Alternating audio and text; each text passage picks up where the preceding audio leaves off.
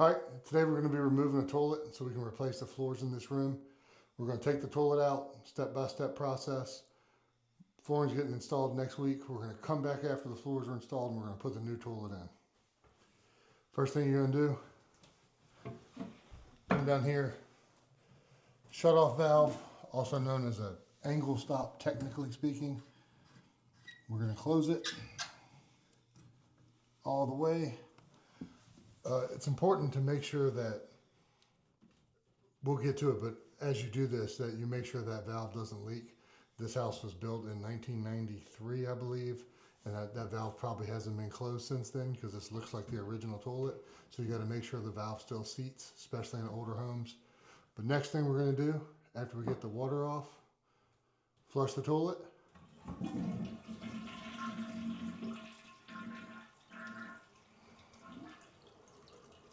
Water's going away. I recommend holding it down so that it drains as much water out of there as possible and doesn't just slam shut. Then next thing to do is listen, because if that valve was leaking, water would be coming out of this tube right here. This is the water fill tube. No water, seems like it's dry. Next step in the process, disconnect the water line. That's going to be right here. A little bit of water is going to come out because the base of the tank is lower than the base of the flapper valve, which is what controls the water. I got some rags right over here we're going to use to clean that up. Put that down here. Collect that water. A little bit more is going to fall out. Next step in the process, we're going to take a plunger. You can see in the toilet there's still water in there. And we're going to take a plunger and we're going to use it.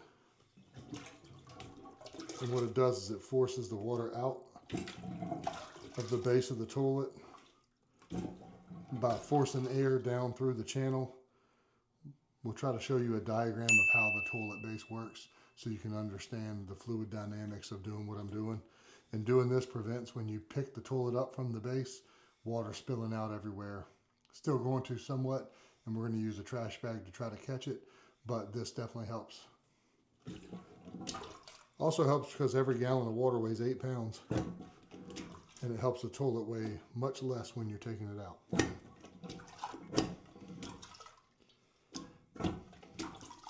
All right, that's about all we're going to get out of there.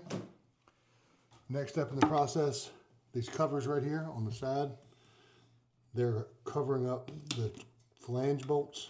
So we're going to take these covers off. If you're reusing them, you just slide a screwdriver underneath there.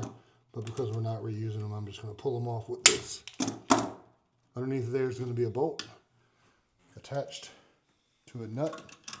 The nut on the toilet flange bolt is always 7/16. So now we have a 7/16 closed-in wrench. We're going to loosen these up.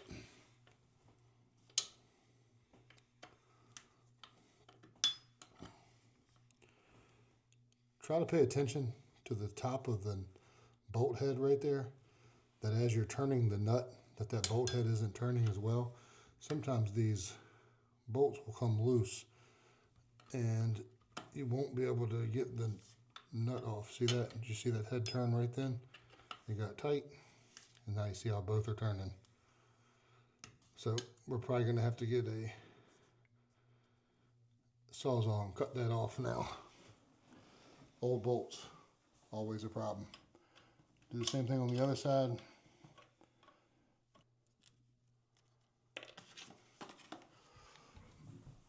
Up until this point, the job hasn't been that gross. Once you get past this step right here, though, you're going to want to put on some gloves to take this apart.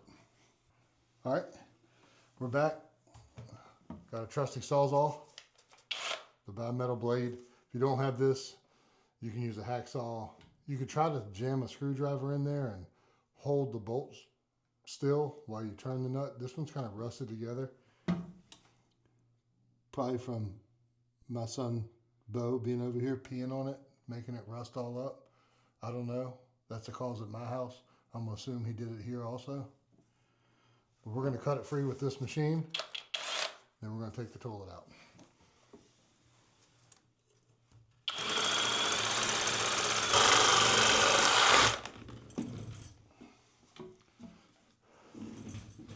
All right, once you get the bolts free,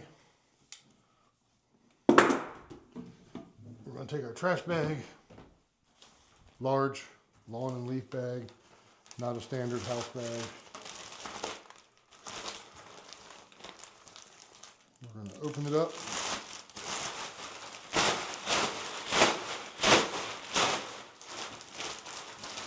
Roll the sides down.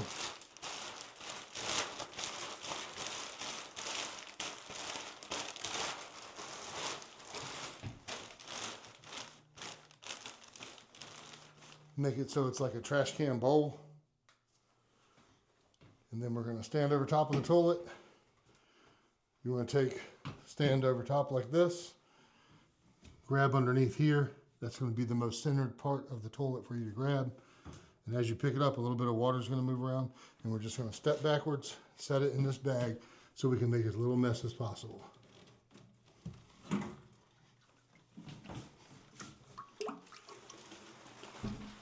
Just like so. Now the last step in the process for taking out an old toilet is you're going to want to remove the wax ring here, and I'm going to grab a screwdriver and we're going to pry all that up, and then I'm going to take some rags that I brought and we're going to fill this hole, because unlike a sink or a tub, the trap for the drain for this is built into the toilet. Hopefully that's in the diagram if we put that in the video. If not, my editor sucks. Sorry. So that's what I'm going to do. Clean this wax up.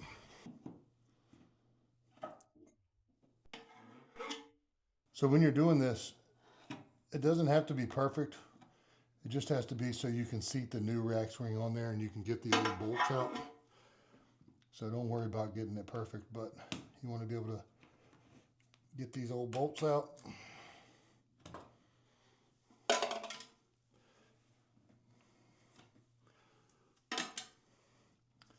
And then clean it up.